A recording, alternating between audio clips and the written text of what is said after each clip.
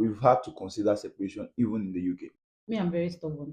All the money comes to me. She gets paid. She sends it to me.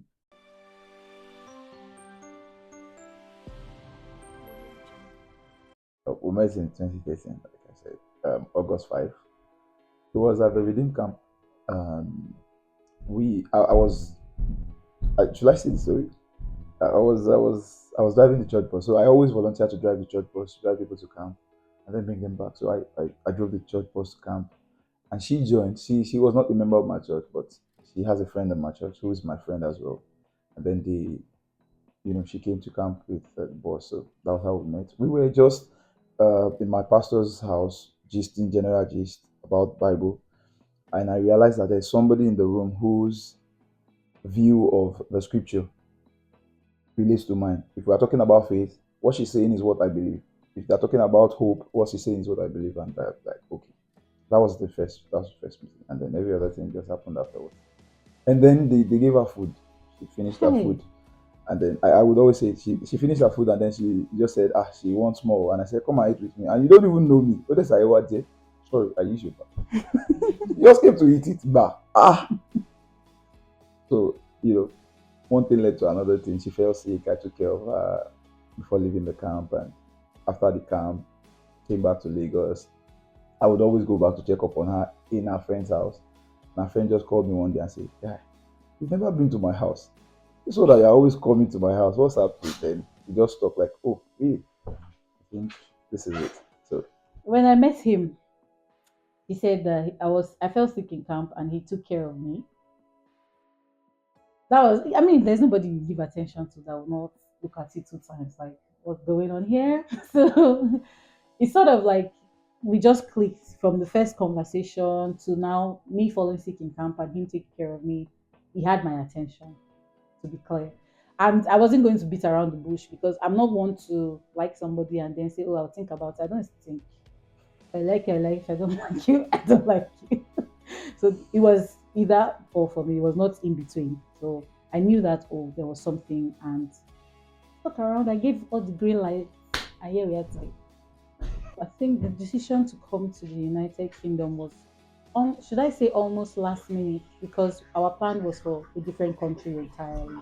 We were supposed to go to school in the US and things like that. Sorry, excuse me. We were supposed to go to the US and things like that. But I had been doing a health and social care course in Nigeria, and in the course of that time, I I started doing some research about the course and I stumbled on MSc nursing pre-registration pathway. And for the longest time, even when we got married, he knew that I've always wanted to go back to school to study nursing. And so when I read about the course and what it entailed, I started working towards it. But bear in mind, I said he was supposed to go to the US. I started working towards it and I just decided to apply. And at the time, you could go with your family to the UK, your spouse will work and everything. So it was like a second factor of authentication just to make sure that we travel out. So we started and uh, I applied. At some point, I even gave up on the application because he was going to the US. So we were just focused on that.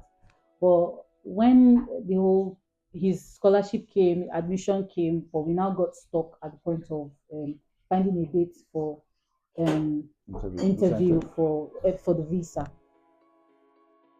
I didn't hear back from any of the schools I had applied to. Some had outrightly rejected my application, but one particular school got back to me and then did an interview.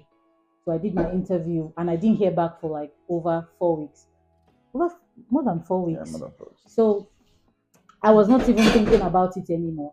But on the 4th of November of 2022, yeah, Yeah, of on my 2022, which birthday. was his birthday, I got my admission.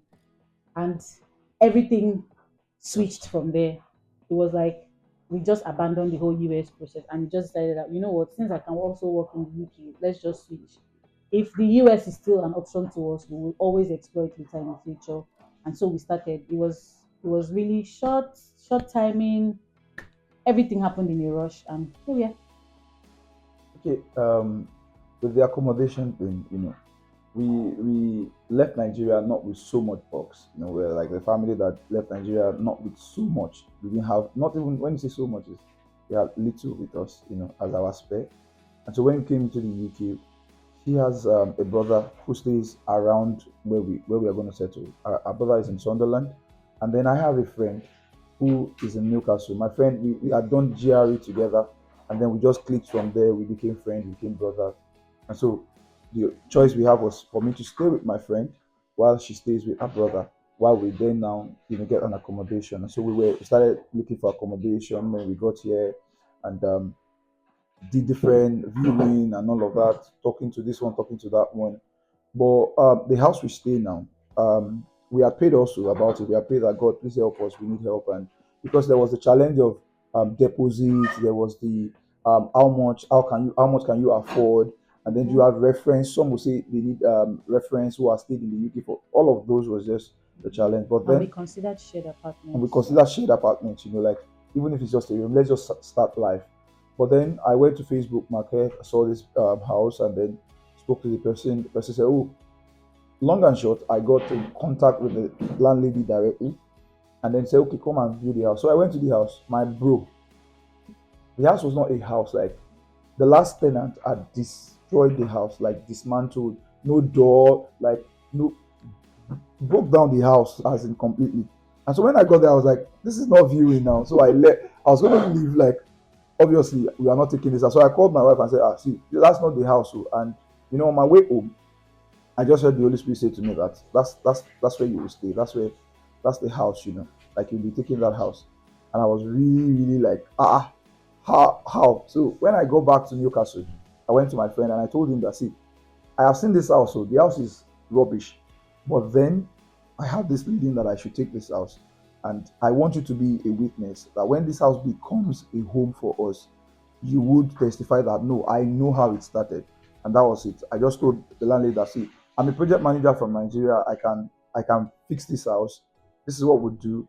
You would give me free period. So I didn't pay for I think 2 months, right? Three And then months. 3 months, and then after that, I will pay so amount less of the entire rent, so that I would then be the one fixing the house, doing everything. And she agreed, so we signed up the contract, and I took the keys. From there, I started fixing. I literally fixed the house myself. Like I didn't employ anybody. I did the painting. I did the woodworks. I did the interior decoration. I bought the product, everything that was in the house. And so the house that we have today, the home that we have, was was built from nothing, and then we are grateful to God for it. I was telling somebody 2 days ago that I can't even remember how I applied for my first job. I just know that I got the interview. I was reluctant to go, but ended up going, and that was my first job. And that was like a month after Yeah, we came very in. funny. So I think the when I was searching for jobs, I wasn't thinking, oh, I won't get a job. It was just a matter of when will I get the job. So I kept on applying, got a lot of unfortunately, as usual. Um, but this particular job, to be honest with you, I don't know if I applied on Indeed. I don't know if it was on their Yeah, their so home group site or anything. But I just know that I kept on applying, and I got the interview and I came. So for me, a tip on how to look for a job is just to never give up and just have a mindset that you will definitely get a job. Now, if you want any kind of job, you'll probably be desperate to apply to any kind of job, but you will definitely get a job. That's my own tip. Keep on applying, don't give up, and pray. we came into the UK with that hope that, once we land next week, I'll start working, and then we'll start paying the bills, we'll start doing it. So that was the idea. But then my brother, it wasn't funny. So, but when I got into the UK, what helped me really, and I'm still grateful for, shout out to Tulum as well, is the fact that I stayed with him, and he told me clearly that, see, we can't settle. What that means is that you come in here, they tell you, oh, this is the kind of job that you can get. But he said, no, you know your worth. Decide the kind of job you want to take and then go for it. You would get it.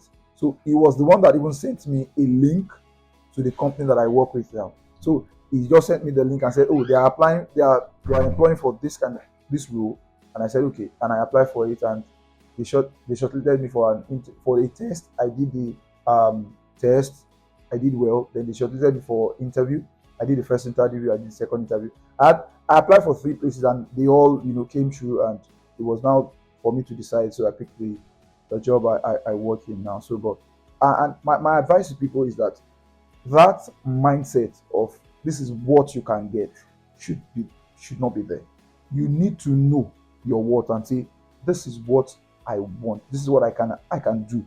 And then put in all yourself, put in all your best. You need to work on yourself as well. When I got to the UK, I had to look at, okay, my CV, how do I tailor my CV? What's the style here? What do I need to do? I need to research about companies that I want to work with. What would they require? What are they looking for? Do I have it? All of those things did work for me, and that's what I can advise people to also do as well. Okay, with regards to finance, uh, we were just blessed by God to have had that conversation in the like maybe 1 month or into our marriage. We had that. No, We earlier than that. we've had Way it. We've back. had it before our marriage. This is how we wanted to run our home. And the conversation that I was talking about came when my wife would say, "Oh, my money is my money. Your money is our money." And then it was like a joke, but we had to sit and say, "No, there's no such thing." So what has really worked for us? What's working for us here is what has always worked for us, even in Nigeria, which is the fact that our money is one.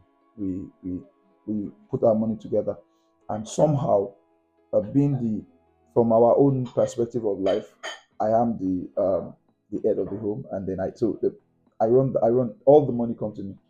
Do you understand? All the money comes to me, and that's how we do in the UK as well. I get my salary, it comes to me. She gets paid, she sends it to me. Everything. She just sends everything. She just tell me, oh, they paid today. Oh, I'm sending the money to you. So you just send it to me. And then when the money comes, we already know, even before the money comes, we already know the things we want to spend our money on. Oh, school fees is coming, house rent, this one, that one. And then we just spend it like that. And that helps us. That just helps us. No struggle with, oh, are you hiding some? Are you keeping some? Are you She knows my salary, she knows how much comes in. I know her salary, I know how much comes in. We know what we are using our money for. So there is no. But we hope the next level we are hoping is that, when we now, have so much, we would still put it together, then we would be taking part from it. Like, okay, you take 10% and keep for yourself. You take 10% and keep for yourself. So whatever you do with that is your business. Do you understand? While the rest, we can then appropriate as we choose. So that's it. Because we're a small family, we don't really have much. We try to we mostly focus on the important things. You need to pay your bills. We need to pay our bills. We need to, stock up the house with food, and gas and things like that. So our budgeting is actually really very simple. We know exactly what we spend every month. We usually don't tend to spend much more than that, except in very maybe extreme circumstances. Yeah. So we can pinpoint that, okay, this is how much we spend in a month. Let's assume we are making, maybe what comes in this month is £1,000. We know that, okay, 600 is going for everything that we need in the remaining house. What do we need the remaining 400 for? Okay, you need to get this, you need to get that. But even whatever it is you want to buy is also budgeted for. We don't just spend. And then managing, sending money back home and things like that. It's an agreement. We have a certain amount that we keep for that purpose. If that is expended for that month, that's it. That's it. No more, no less. Me, I'm very stubborn. So I'm usually the cause of the problem. some of the time. Some of the time, not all the time. But it's not a matter, it doesn't come down to, for us, it doesn't come down to who is the cause of the problem. It comes down to what's the way forward. So we try to, talk things out. And me, when there is a disagreement, I tend to fold into my shell. But he is the one that, brings me out, like, we must talk about it and all. I'm also learning to, it's not always ideal for one person to always be the one to, you know try to sort things out. I'm also learning to also step in, like, okay, I take responsibility, I've done this, I'm sorry, apologize, and just make sure that we talk things out and move forward from there. So disagreements will surely come up, but it's not a disagreement to, it's not fight to finish. It's fight to progress and fight to move forward. Just to add to that, I've seen situations of people coming into the UK and say, "Ah, marriages are breaking and all of that." Yeah, there's so many things that are pressuring on you that will create that. And I also want to point that as much as we love each other and we know that this is it forever, we've had to consider separation even in the UK. There was serious fight, but the basic factor is that we have God. So If I'm upset, she's upset. She can go to God, I can go to God, and that unifying factor just brings us back together to get it all resolved at every time. So that's key. That's key for us. I don't know. Some people might not really believe in God. They might not believe in all of that, but that's the key factor for us in resolving very very serious issues. What advice can you give? They love God. They should love God. That's our own underlying factor. Love God, and when you love God, you will love yourself. You know, the Bible was talking about how that you that did not love your neighbor will now say you love God. That's always the first point. Love God, love yourself, and then know that this is it. Like, what's your view of your partner? Is it just, oh, it's a contract, or this person is also me? This person is part of my life. We've got to work it together. You know, work together, do things together. No secret, no secret, because all of these things drive is no secret. Just be plain, just be open. What do you think? Well, like where we are now in the UK, it's not everybody that rates, just to use the word rate God like we do. So if we want to be general, communication is key. Mm-hmm. Understanding Mm-hmm. is very, very Mm-hmm. important. Agree. Yep.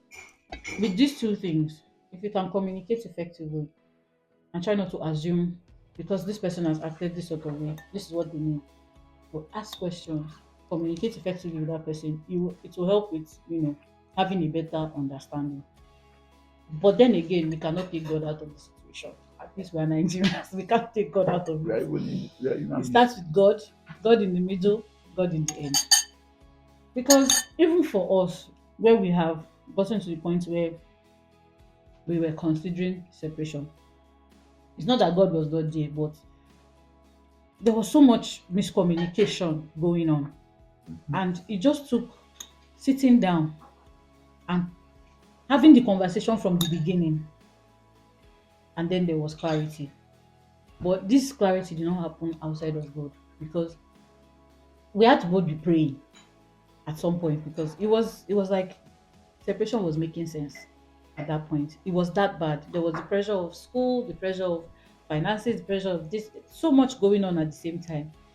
So we came out from that phase of our life much stronger with a better understanding of ourselves. We still fight yesterday, but Yes, last night. but Last night. with a better understanding and how to quickly resolve issues and move Question. forward. Yeah. With these few points of ours, we hope we have been able to convince and not to confuse you that it's beautiful to have a partner, it's beautiful to be married, and UK is a chilling place, not really.